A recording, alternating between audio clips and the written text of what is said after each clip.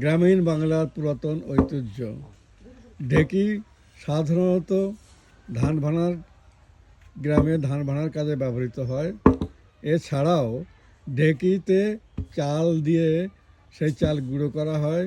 সেই গুঁড়ো চাল দিয়ে গ্রামের মানুষেরা পিঠা বানায় নবান্নতে, এবং শীতের সময় বিশেষ করে গাছের রস হয়, সেই রস থেকে যারা জাল দিয়ে পিঠা বানায়, রসের মধ্যে সেই পিঠা ছেড়ে দেয় এবং সেই পিঠা এত সুমধুর হয়, যারা না খেয়েছে তারা কোনোদিন বুঝতে পারবে না যে সেই রসের এবং সেই পিঠার কি মাধুর্য।